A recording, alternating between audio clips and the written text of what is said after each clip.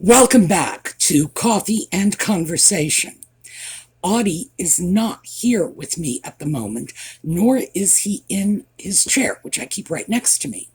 He is actually eating his dinner.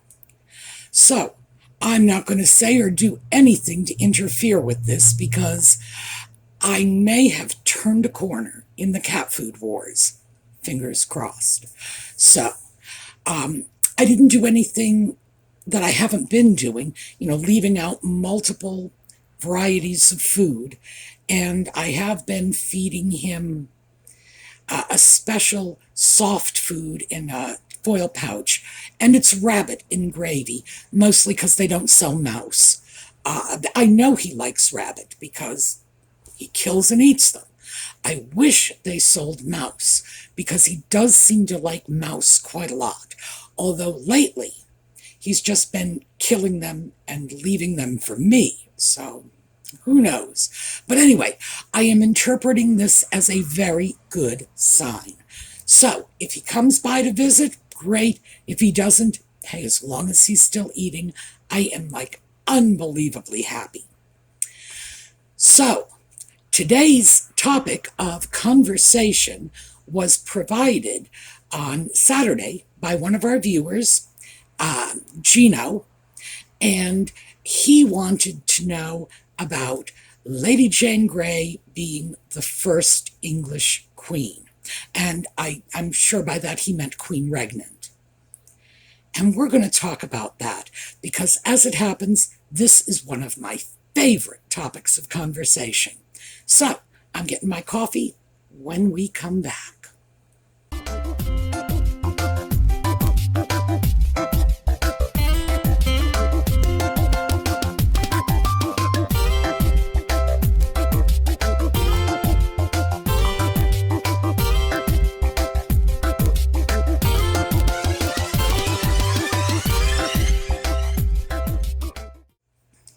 So here's the coffee. This, by the way, is another coffee that smells really good, but tastes rather ordinary. And I gotta wonder, I'm definitely going to keep buying it because it smells so good, but am I actually losing my sense of taste? I don't know. As you can see, we've got an Audie picture on the cup, which means even if he doesn't turn up, he has. He's right here on his chair. Do you want to come over so that people can see you? Can you see his little head right down here? Yes. Okay, good. We got a little Audie after all. Yes, we got some Audie. He knows when I'm making videos. I have no idea how. I mean, he's a cat. He's got a brain the size of a walnut. But still, he's got it all figured out. And he really wants to be a YouTube star. So far, I think I'm lucky.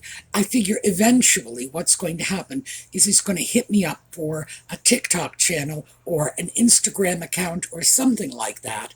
But it's clear he wants to be a social media influencer. Yeah, I know, don't you?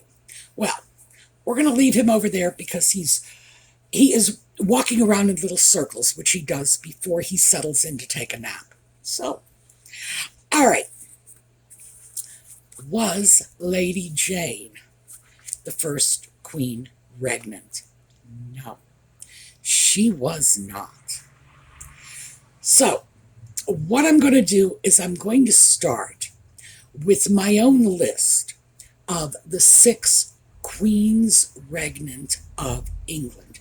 Now, I have to say England because some of these ladies predate the unification of England and Scotland and Wales and Ireland and the Commonwealth and all of that stuff, because we are starting in the 16th century.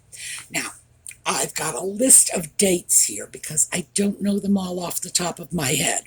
But first Queen of England, Mary I.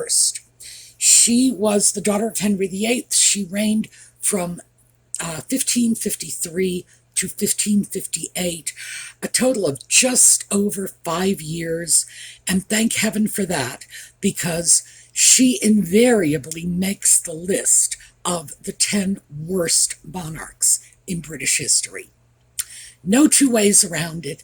Bloody Mary got that name for a reason.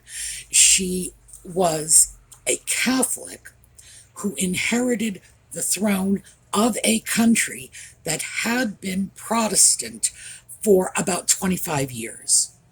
And she wanted to drag it back into the papal fold, kicking and screaming if necessary. And her religious persecution of people who didn't think the way she thought was just plain legendary. So, Mary is the one bad queen on our list. Followed up by her sister Elizabeth, and this is 1558 to 1603. She reigned for 44 years, and she is to this day listed among the top 3 or 4 British monarchs. She inherited a kingdom that had been soaked in blood, and Mary's religious delusions, because frankly that's what it was. She was the queen of a Protestant country, and she intended to force them back into Catholicism. Wasn't happening. Elizabeth created something of a compromise religiously. She didn't go into the extreme Protestantism, the Lutheranism of Germany, or even the sort of Presbyterianism of Scotland. She created the English Catholic Church, the Anglican Church. Now, it's said that Henry VIII had actually created it. I don't think so, because his creation didn't stand.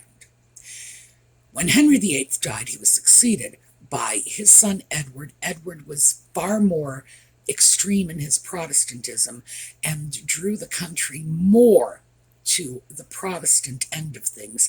Mary pulled it back to Catholicism, and Elizabeth was the one who created that middle ground. And she strengthened the economy and defeated the Spanish Armada, and she funded a lot of development of the New World because she funded pirates. And you got to appreciate the real politic of that.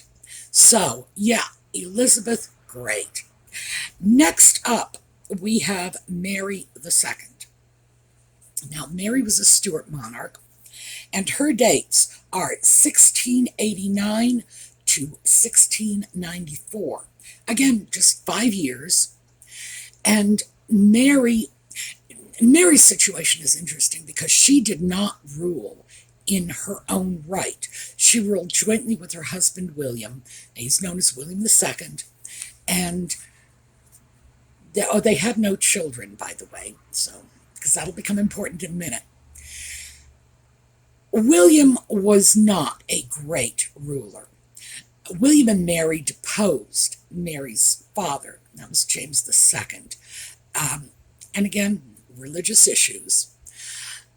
And Mary deferred to William.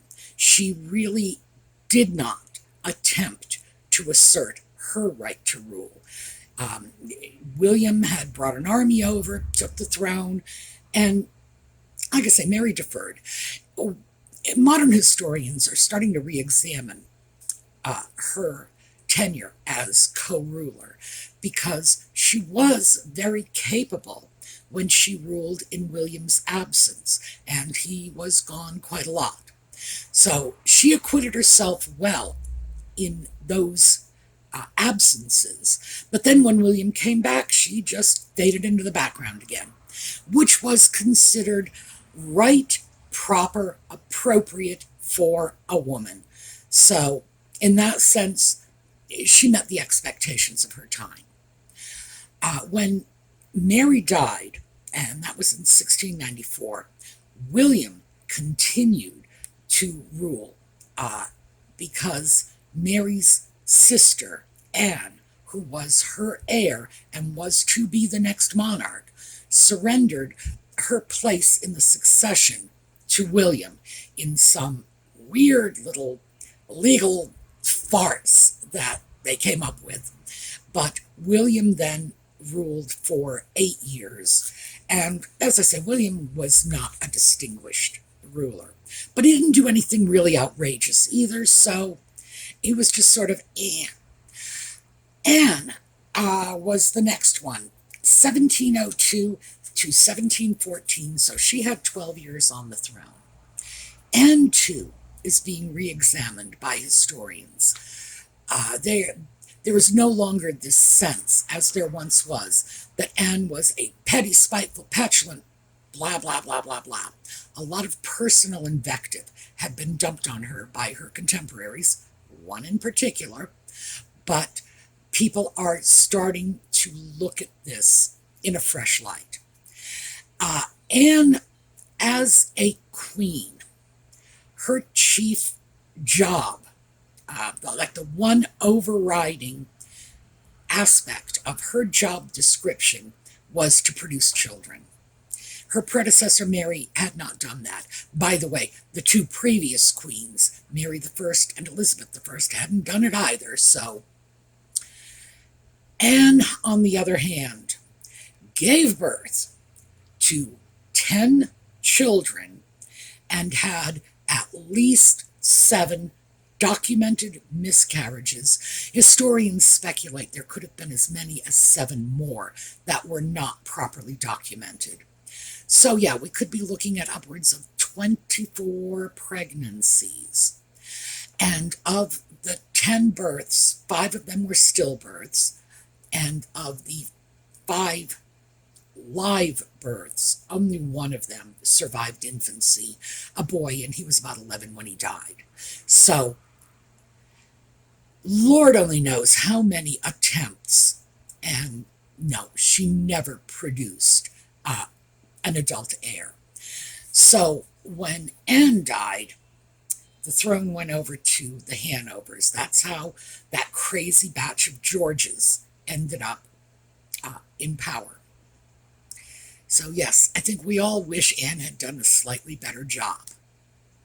Now, after Anne, and I do want to say, I do think Anne was a decent ruler. I think modern historians are correct in their impressions of how well she did.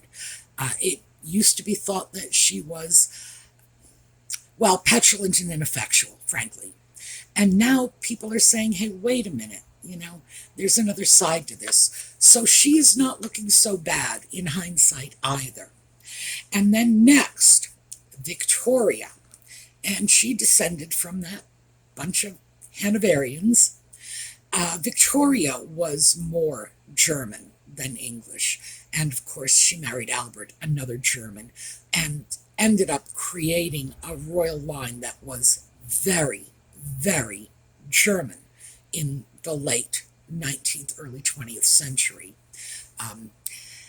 Charles's marriage to Diana was probably the best thing that happened to the bloodline in several hundred years, because that ended up producing largely British children. So there you go on that one. Victoria ruled for 63 years, from 1837 to 1901. And she invariably, like Elizabeth, makes the list of top 10 British monarchs. I think we don't need a lecture on the Victorian Empire. This was the time when it was said the sun never set on the British Empire, and that was, in fact, technically true at some points in Victoria's reign. There were many ways in which she could have done better, but she did a very good job overall, given the times. So we got to give her credit. And then next up, of course, was the late Queen. And we're not going to talk about her. Well, I'm not going to talk about her because I'm still not past her death, which is interesting because I have never been a monarchist. I do not believe in monarchies. I can't even wrap my head around the concept that one individual, by virtue of their bloodline, is destined to rule over another. One person up here, one person down here. I look at that and all I can see is the justification of slavery, and I recoil from it. On the other hand, Elizabeth was like the Atlantic Ocean. She was there for my entire life. I thought she would be there long after I was gone, and I have not gotten past that loss yet. And I know that's ridiculous because there are people in Great Britain, in Canada, in Australia, New Zealand, all over the Commonwealth who grew up with Elizabeth's face on their money and her portrait in their classrooms. She was an everyday feature in their lives, and they're somehow managing to get past this, and I'm not. So, I don't know. I got to consider this, because if this doesn't sort of fade away, I may look at getting some therapy to see if there isn't some other underlying issue and this is masking it. I don't know. Right now, I'm dealing with some low-grade irritation about the loss of the Queen. You know, it's like, I will go into Starbucks and the espresso machine isn't working and I am unhappy and the Queen is dead. So I sort of slink away in low dudgeon. By the way, one of the things that did come from the Queen's passing that is probably a positive thing, I don't see it that way right now, but I'm sure I will, is that did solve the mystery of whether or not there is such a thing as low dudgeon. Everybody's heard of high dudgeon, but low dudgeon, no. But I think that's what I deal with, because I will slink out of the Starbucks in low dudgeon. Now, when you're in high dudgeon, you stalk out, but no, slink, because no coffee for me and the Queen is dead. And that is just following me around. My cat is giving me a bad time about eating the cat food and the Queen is dead. So it's that sort of low-level irritation. Got to get past that. All right, that's all I am going to say about this right now. By the way, the picture of Elizabeth that I showed, that is one of my favorites. That was from her coronation. And you got to admit, even though most of us knew her as an older woman, she was a fine-looking woman when she was young. And that is a pretty gal. So, let's get back to the other two. And because that's where I really want to focus most of this. So, Lady Jane Grey. Why do I say she was not queen? Well, in 1553, when Edward died, well, before Edward died, he decided, for some reason, that he was going to bypass his two sisters, Mary I and Elizabeth I, in the line of succession. He was going to rewrite his will and leave the throne to Lady Jane Grey, the eldest of his cousins. And this is through the line of Henry VIII's younger sister, Mary. Now, the reason it was not being left to the line of Henry's older sister, Margaret, is those were the Scots monarchs. And we are going to talk a little bit about Mary, Queen of Scots, too. But regardless, he wanted to leave it to the Protestant line, which is the line of Mary, not the line of Margaret, and bypassed both of his sisters. It is speculated that the reason he bypassed Elizabeth, who was Protestant, was because they didn't feel, and I'll get to they in a minute, they did not feel they could get away with simply disinheriting Mary and bringing the throne over to Elizabeth. They didn't think that was happening. Also, the other big problem in this is his advisors were the family of Lady Jane Grey. Her husband, Guilford Dudley, his family. It seems pretty clear that undue influence was brought on The king, who was very young, Edward was, I think, 16 at the time, very young, very ill. So that's how it ended up going over to Lady Jane Grey. Now, while they were installing Lady Jane as queen, Mary the First, was riding to London, stopping to get her sister Elizabeth along the way. When Mary and Elizabeth, the two surviving children of Henry VIII, the late king, rode into London together, nobody even put up a fight. Not at all. There was nothing. I think the fact that Elizabeth went in with Mary indicated that there was a line of succession, that the two people most intimately affected by this were in unison, that they both agreed it would be Mary, then it would be Elizabeth. So, Lady Jane's presence on the throne, and by the way, she only lasted 9 days. She was never crowned. Parliament never accepted her. It was just a coup. And it fell apart immediately. There was not even a protest there. When Mary and Elizabeth hit London, that was it. The jig was up, and everybody just scurried to sort of protect their own tails. The fact that Lady Jane was executed was a great travesty. It clearly wasn't her fault. This wasn't her doing. The adults around her did this to her. Same is true with her husband, Guilford. She didn't even want to marry him. They just stuck them there. I think these are probably two innocent victims of other people's ambitions.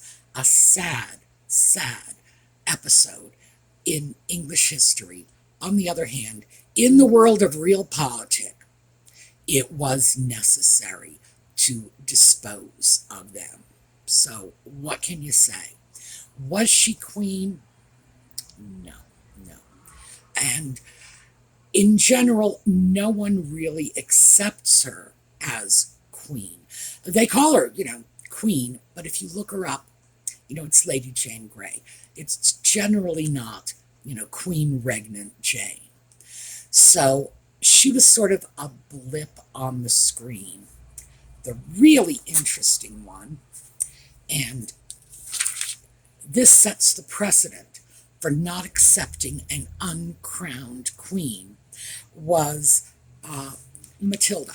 Now, even though she is listed as Matilda, I am going to call her Maud for the purposes of this discussion. The reason is apparently Maud was her birth name, but there are way too many Matildas in this story. So if I don't start separating them out, it's going to get very confusing. Okay. Maud was born in 1102.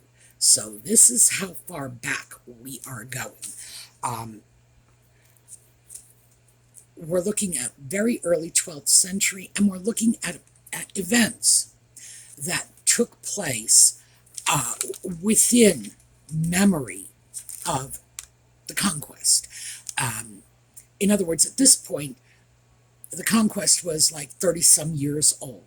So, and Maud was the daughter of King Henry I, and she was declared his heir after the disaster of the White Ship. And that'll be common to my British viewers. They know what that's all about. But my American viewers, well, in some bizarre lapse in judgment, in 1120, the British royal court was sailing from France to England. They were on a ship with a dead, drunk crew. And that seems to be the reason the White Ship sank. The crew was drunk off its butt. The king's son, and this was William Adelin, was on the ship, along with two of the king's illegitimate children, another Matilda. See, this one was Marie, and Richard of Lincoln. So he lost 3 children that day, plus nobles, and they said they described it as losing the flower of the nobility. So many people died when the ship capsized. Very unfortunate. Henry, however, did not have any other legitimate children, so he trots out his daughter Maud, Matilda, and says, I want you all to recognize her as my heir, and she will succeed me after I die. And his barons all said, yeah, sure.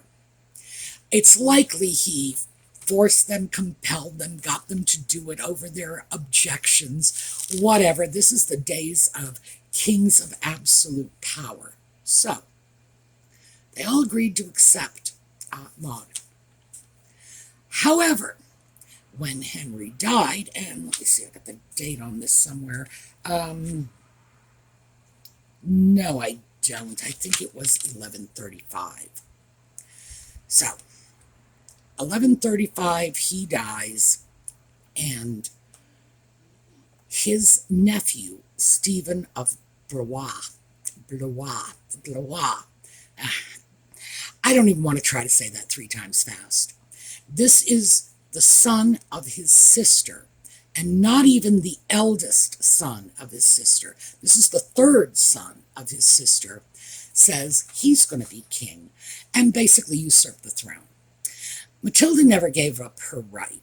I'm sorry, I'm supposed to be going back to calling her Maud. Maud never gave up her rights. By the way, Stephen's wife, she was a Matilda too, which is why I need to keep that straight and not refer to her as Matilda. She never gave up her claim to the throne until the very end. The country was ruled by Stephen for 19 years, and it's called the Anarchy. It was nothing but wall-to-wall civil war. The best they were hoping for was a little bit of a stalemate here and there, Matilda on one side, Stephen on the other. It ended when Stephen agreed, and the church brokered this deal, by the way, agreed that he would declare Matilda's son, Henry, to be his successor. So, that's how it was resolved. That's how it is that Matilda, who was designated the queen, was never crowned, never ruled, because the line passed to her son. Now, to be fair to everyone involved, that is probably how everyone imagined it would have gone down when they agreed to put Matilda on the throne after the death of Henry I, because the idea of a woman ruling was not something they were crazy about, despite the fact that the British had some history with that, as we know from Boudica. But this was not what they were prepared for at this time. The fact that they did not accept Matilda doomed them to almost 2 decades of civil war. But eventually they came around, they got Henry II. Overall, he was a very good king, and heaven only knows how good Matilda may or may not have been. She was a very good advisor to her son.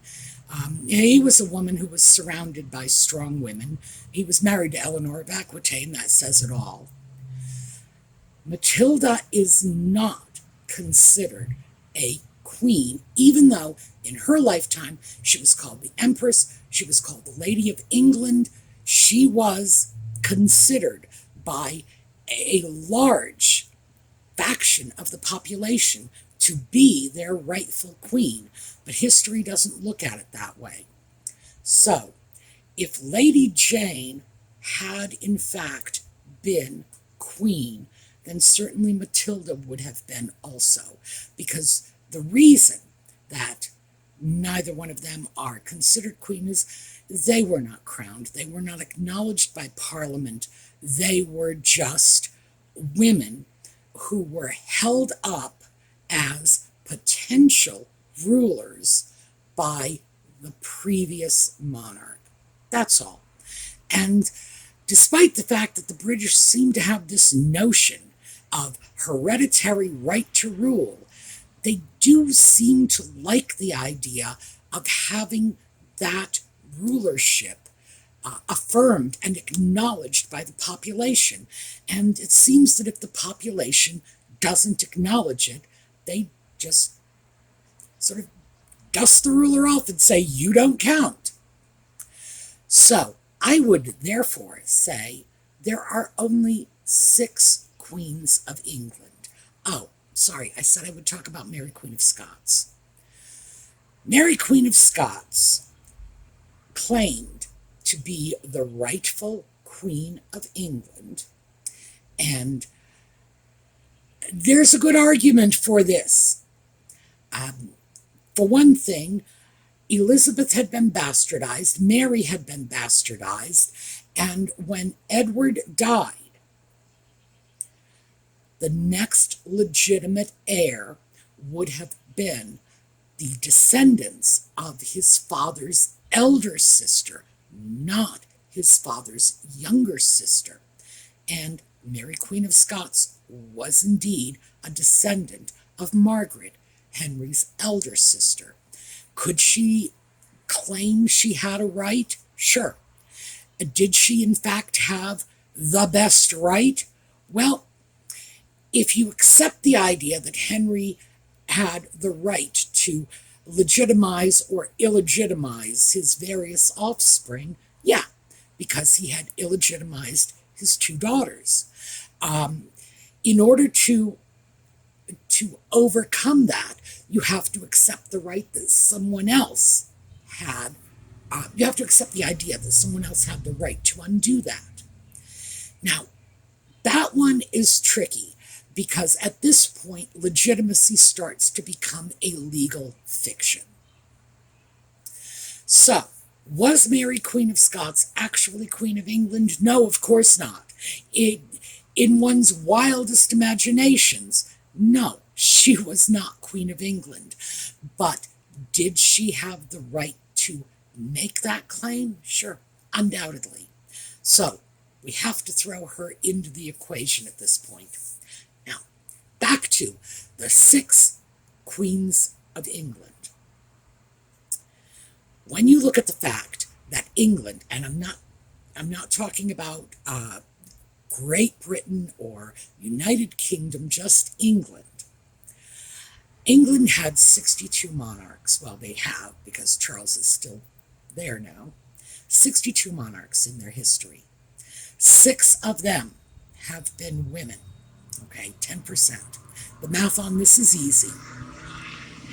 Of those 6 women, 3, Elizabeth I, Victoria, and Elizabeth II, usually make anyone's list of top 10 monarchs. So that means women are about 5 times as likely to be good monarchs in England as men are. And this, I say, to support my contention that Anne should have been king. I think that would have been best for everyone if Elizabeth just looked at her children and said, Anne, it's going to be you. Because, in fact, England prospers under the rule of women. By the way, I should mention that Mary I, Bloody Mary, invariably makes the list of crap monarchs. So when you talk about the 10 worst monarchs in English history, yeah, Mary usually makes that list. On the other hand, Mary II and Anne were not bad. So I still maintain that overall England does better when it's governed by a woman. So that is what I have for you today. Audie is sound asleep here now. He's not going to be making any more appearances. And we are going to get out of here with a slideshow. And because of my conclusion, our slideshow is going to be about Princess Anne. So, I will see you all next time. For those of you who follow Just Chatting, that'll be on this evening at 8 o'clock. For the rest of you, I'll catch up with you next weekend. Meanwhile, have a terrific day.